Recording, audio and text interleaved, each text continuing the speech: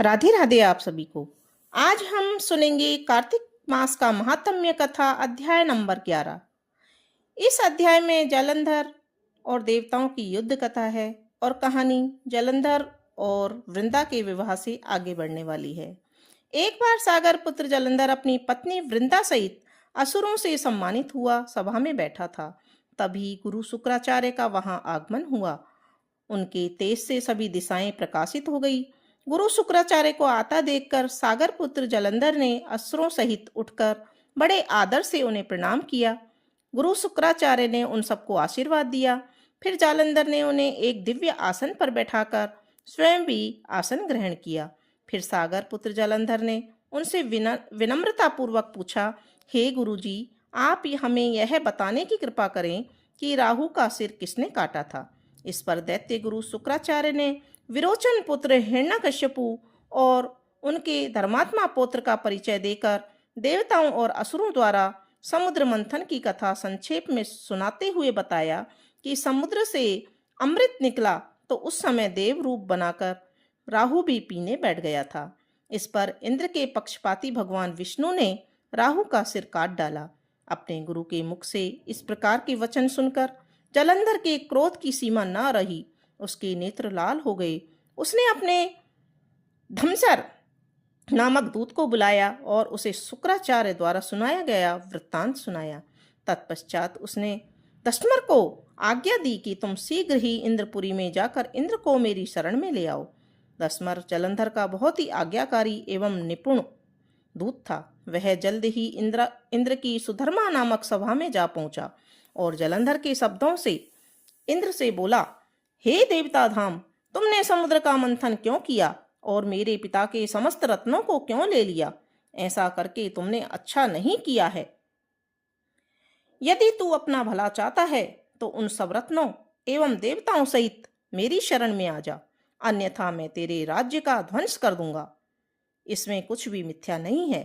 इंद्र बहुत ही विस्मित हुआ और कहने लगा, पहले मेरे भय से सागर ने सब पर्वतों को अपनी कुक्ष में क्यों स्थान दिया? उसने मेरे शत्रु दैत्यों की क्यों रक्षा की? इसी कारण मैंने उनके सब रत्न हरण किए हैं। मेरा द्रोही सुखी नहीं रह सकता, इसमें संदेह नहीं। इंद्र की ऐसी बात सुनकर वह दूत शीघ्र ही जालंधर के पास आया और सब बातें कह सुनाई। उसे सुनते ही वह दैत्य मारे क्रोध के अपने ओष्ठ फड़फड़ाने लगा और देवताओं पर विजय प्राप्त करने के लिए उसने उद्योग प्रारंभ किया। फिर तो सब दिशाओं पातालों से करोड़ों करोड़ों दैत्य उसके पास आने लगे।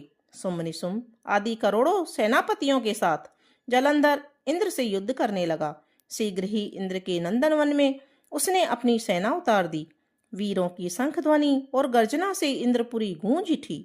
अमरावती छोड़कर देवता उससे युद्ध करने चले। भयानक मार काट हुई। असुरों के गुरु आचार्य शुक्र अपनी मृत संजीवनी विद्या से और देवगुरु बृहस्पति द्रोणगिरी की औषधि लाकर अपने व्यक्तियों को जिलाते रहे। इस पर जालंधर ने क्रुद्ध होकर कहा, मेरे हाथ से मरे हुए देवता फिर से कैसे जी जाते हैं? जिलाने वाली विद्या तो आपके पास है। इस पर शुक्राचार्य ने देवगुरु से द्वारा द्रोणाचार्य से औषधि लाकर देवताओं को जिलाने की बात कह दी। यह सुनकर जालंधर और भी कुपित हो गया। फिर शुक्राचार्य जी से कहा, यदि शक्ति हो तो द्रोणागिरी को उखाड़ कर समुद्र में फेंक दो, तब मेरे कथन की सत्यता प्रमाणित हो जाएगी।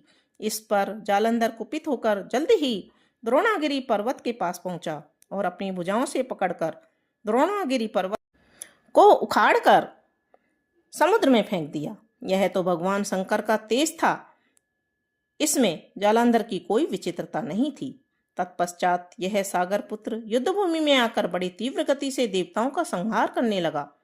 जब देवगुरु बृहस्पति जी औषधि लेने गए तो द्रोणाचल को उखड़ा हुआ शून्य पाया। वह भयभीत होकर देवताओं के पास आए और कहा कि युद्ध बंद कर दो, जालंधर को अब नहीं जीत सकोगे। पहले इंद्र ने शिवजी का अपमान किया था। यह सुन सभी देवता युद्ध में जय की आशा त्याग कर इधर उधर भाग गए। सिंधु सुत निर्भय हो अमरावती में घुस गया। इंद्र आदि सभी देवताओं ने गुफाओं में शरण ली। राधे राधे आप सभी को। आज हम सुनेंगे कार्तिक मास महात्म्य कथा का अध्याय नंबर 12। नारद जी ने कहा, तब इंद्रादिक देवता वहां से भय कंपित होकर भागते भागते बैकुंठ में विष्णु जी के पास पहुंचे। देवताओं ने अपनी रक्षा के लिए उनसे स्तुति की।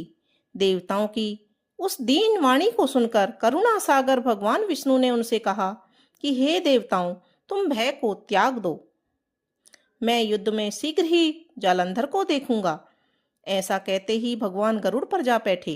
तब समुद्र तनया लक्ष्मी जी ने कहा कि हे नाथ, यदि मैं सर्वदा आपकी प्रिया और भक्ता हूं तो आप मेरा भाई आप द्वारा युद्ध में नहीं मारा जाना चाहिए।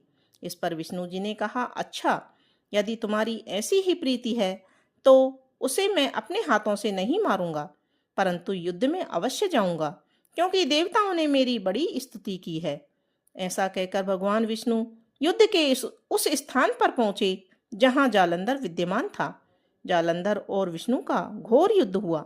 विष्णु के तेज से कंपित देवता सिंहनाद करने लगे। फिर तो अरुण के अनुज गरुड़ के पंखों की प्रबल वायु से पीड़ित हो दैत्य इस प्रकार घूमने लगे जैसे आंधी से बादल आकाश में घूमते हैं। तब अपने वीर दैत्यों को पीड़ित होते देखकर जालंधर ने क्रुद्ध होकर विष्णु जी को उद्धत वचन कहकर उन पर कठोर आक्रमण कर दिया।